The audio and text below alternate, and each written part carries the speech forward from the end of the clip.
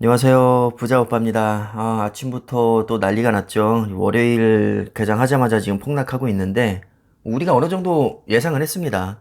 금요일에 미국 증시가 많이 빠졌었고, 필라델피아 반도체에도 거의 3% 가까이 폭락을 했었거든요. 아무리 요즘에 삼성전자 실적이나 흐름이 좋다지만, 이 정도 분위기면 하락장을 피하기는 어렵다고 봅니다. 그래도 삼성전자가 대단한 게 지금 1%밖에 안 빠지고 있습니다. 아마 다른 종목들 빠지는 거 보시면 이것도 정말 선방하고 있다고 생각을 하실 겁니다. 하이닉스는 2.76% 굉장히 많이 지금 하락을 하고 있고 코스피 상위 20개 종목을 봐도 거의 대부분의 종목들이 지금 하락을 면치 못하고 있습니다.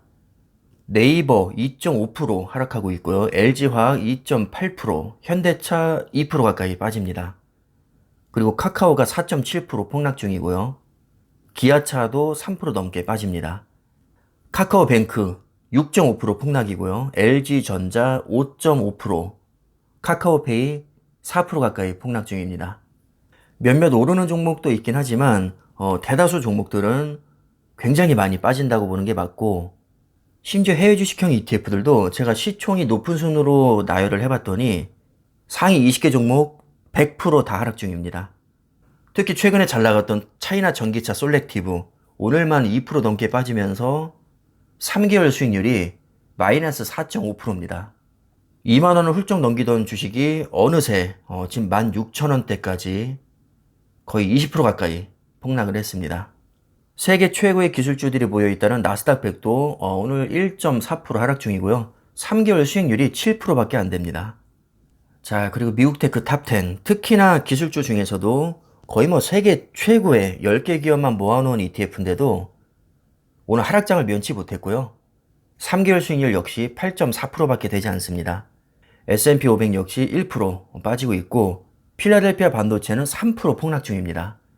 자, 근데 3개월 수익률을 보시면 필라델피아 반도체는 20%에 달합니다.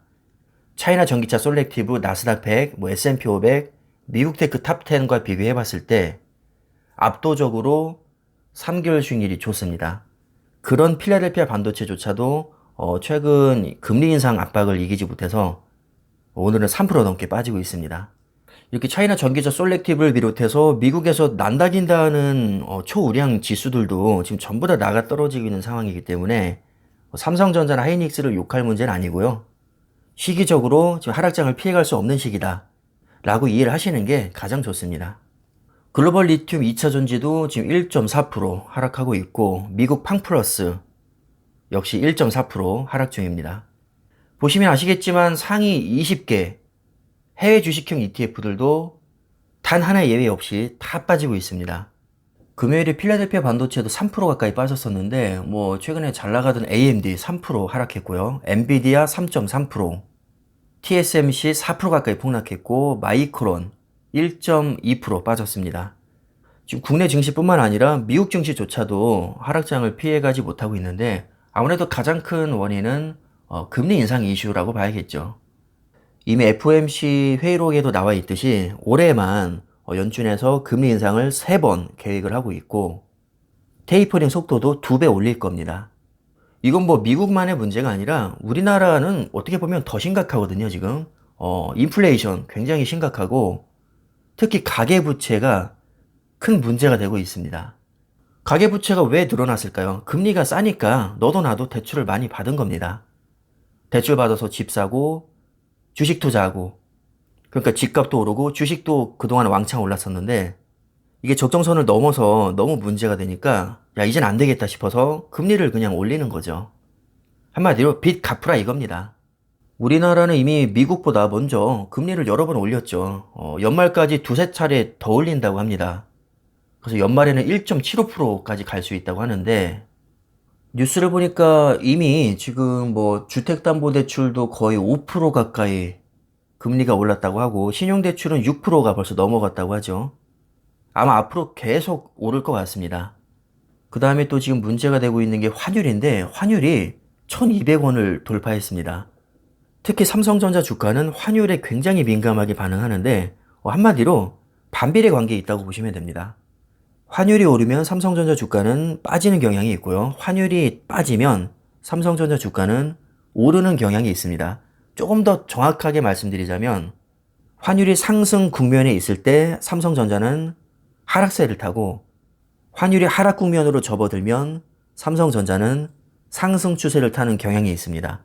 왜냐하면 삼성전자는 외국인의 ATM기로 불리거든요. 그러니까 한마디로 시총이 높고 거래량이 많으니까 돈을 넣었다 빼기가 쉽습니다. 게다가 외국인 비중 50% 넘죠. 상황이 이렇다 보니까 외국인 입장에서 봤을 때 환율이 오른다는 얘기는 앞으로 환차 손을 볼 가능성이 높다는 얘기니까 주식을 뺍니다. 반면에 환율이 하락 국면에 있으면 앞으로 내가 환차 이익을 볼 가능성이 높아지니까 삼성전자 주식을 사들입니다. 그래서 어떻게 보면 환율이 지금 당장 높고 낮은 것보다는 앞으로 더 오를 것이냐 빠질 것이냐가 더 중요하고, 지금은 누가 봐도 환율이 계속 오르는 국면에 있기 때문에 삼성전자 주가에는 안 좋은 시그널이라고 보는 게 맞습니다.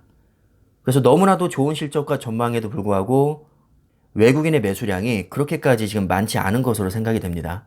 물론 그럼에도 불구하고 워낙에 저평가를 받고 있어서 외국인들이 지속적으로 순매수를 들어오고 있긴 합니다. 하지만 그것과는 별개로 워낙에 지금 환율이 상승 곡선을 타고 있기 때문에 순매수량 자체는 그렇게 많지 않습니다. 자, 결론은 뭐죠? 지금 삼성전자 주가가 잠시 주춤하는 이유는 기업의 가치가 떨어졌다거나 실적이 안 좋다거나 전망이 안 좋아서가 아니라 금리 인상과 환율 때문에 지금 외부적인 영향을 받고 있는 겁니다. 게다가 지금 7만원 중후반대에서 약 8만원대까지 매물대가 굉장히 많이 쌓여있는 구간이기 때문에 저항 자체도 굉장히 셉니다. 그래서 기업의 가치와는 상관없는 이런 외부적인 요인들로 인해서 삼성전자가 지금 주춤하고 있다라고 생각을 하시면 크게 무리가 없을 겁니다. 이런 경우라면 삼성전자를 매도해야 될 이유는 저는 성립이 안 된다고 봅니다.